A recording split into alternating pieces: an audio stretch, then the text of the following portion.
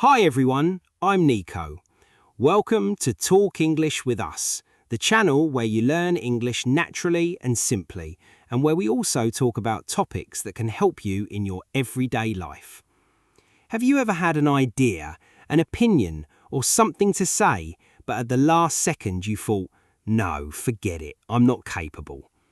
Being afraid to speak in front of others, not daring to speak English even when you know the words, being afraid of making a mistake, not daring to start something new, comparing yourself to others again and again.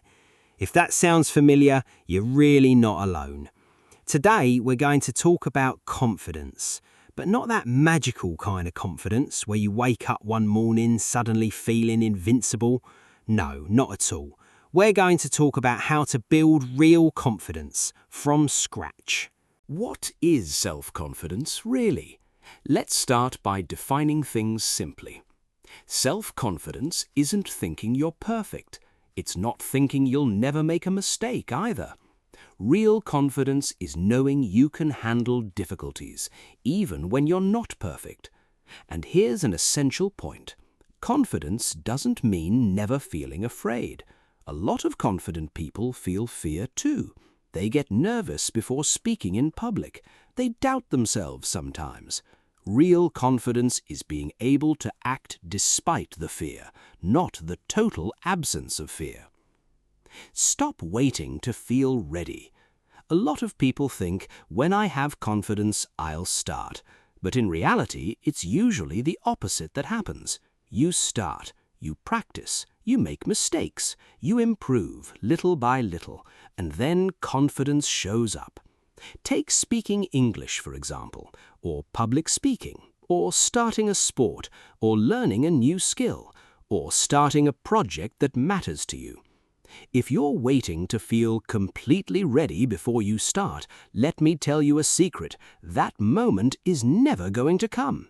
That magical moment where you feel totally prepared, it doesn't really exist. 3. Start with very small actions. Confidence is built through small wins, not through one giant spectacular achievement.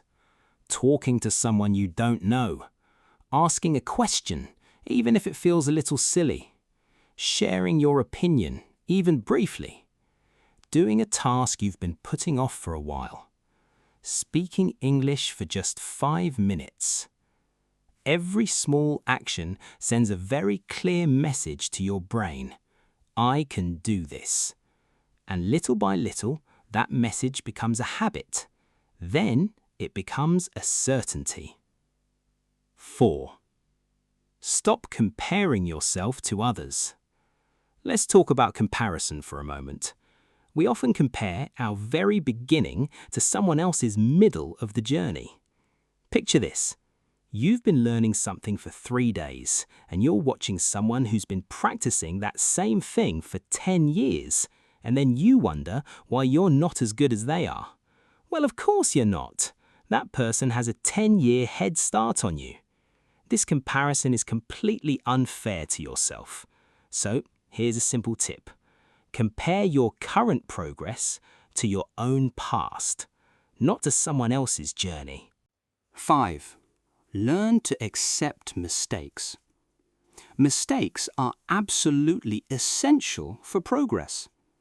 Truly essential. But we're often afraid of being judged.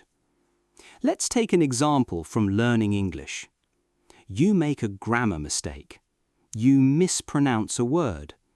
You search for a word for a few seconds, feeling a bit lost. Does that mean you're bad at English? Absolutely not. A mistake isn't proof that you're incapable. It's proof that you're learning. And that's completely different. 6. Do what you say you're going to do. Self-confidence also comes from being able to rely on yourself. If you say, I'm going to walk for 20 minutes today, do it. If you say, I'm going to learn 10 new English words, do it. It might sound really simple, but it's actually quite powerful. Keeping your small personal promises, even tiny ones, gradually builds self-respect. And that self-respect is exactly the foundation of confidence. 7. Improve the way you talk to yourself. Let's talk about your inner voice, that little voice inside your head. I'm terrible at this. I'm not capable. I'm definitely going to fail. We sometimes repeat these phrases to ourselves without even realizing it. But we can replace them with more realistic thoughts. I don't know this yet. I can learn. I can try. I'm not perfect, but I'm improving. Now, this isn't about lying to yourself or falling into unrealistic positivity.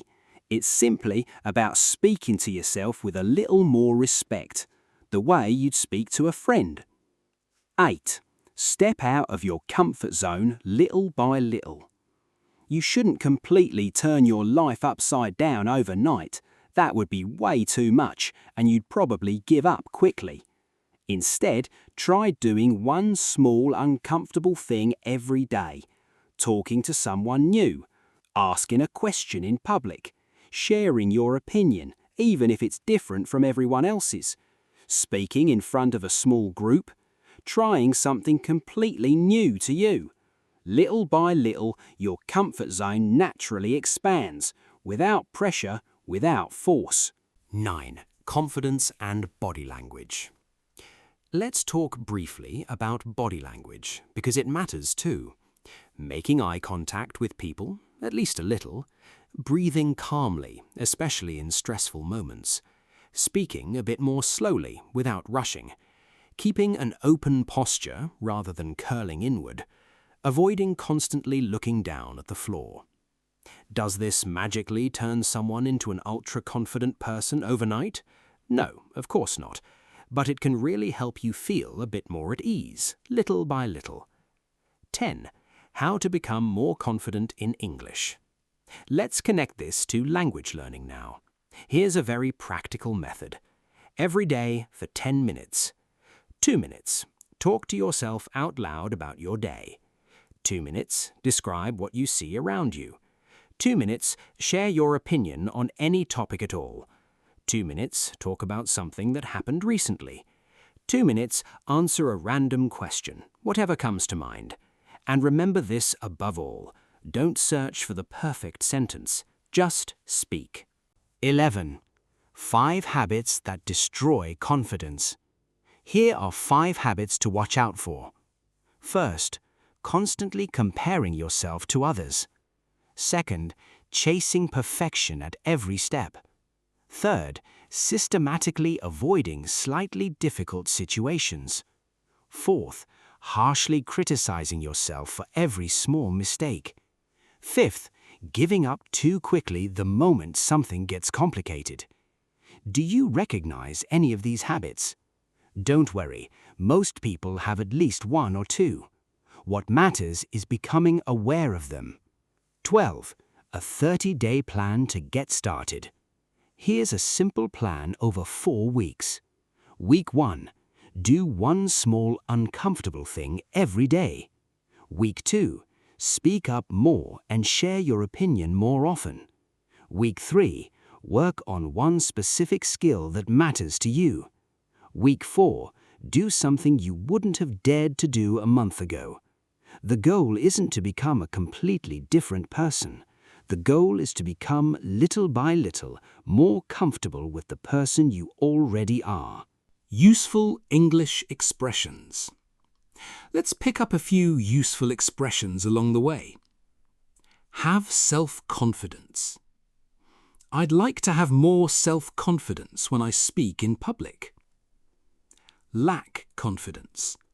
A lot of people lack confidence at the beginning of a new skill. Doubt yourself. It's normal to doubt yourself from time to time. Believe in yourself. You have to learn to believe in yourself even without immediate proof. Dare to. I finally dared to speak English with a real native speaker. Try. It's better to try and get it wrong than to never try at all. Fail. I failed several times before I succeeded. Improve. Every day I try to improve just a little bit. Step out of your comfort zone. Stepping out of my comfort zone really helps me grow. Face a difficulty. You have to learn to face a difficulty without panicking. Compare yourself to others. I'm trying to stop comparing myself to others all the time. Take risks. Taking calculated risks, that's also part of moving forward. Take action. At some point, you just have to take action. Be proud of yourself. I'm proud of myself for trying, even if it wasn't perfect. You don't need to wait until you become a completely different person to have confidence in yourself. Start with the person you are today, exactly as you are. Do one small thing you're afraid to do, then another, and another one after that. That's really how confidence gets built, little by little. Self-confidence doesn't come before action. Very often it comes because of action. So tell me in the comments, what's one thing you wish you had enough confidence to do? Write it down, really. Thank you so much for watching this episode all the way through. Don't forget to like the video and subscribe to Talk English with us. And remember, you're more capable than you think. See you next time.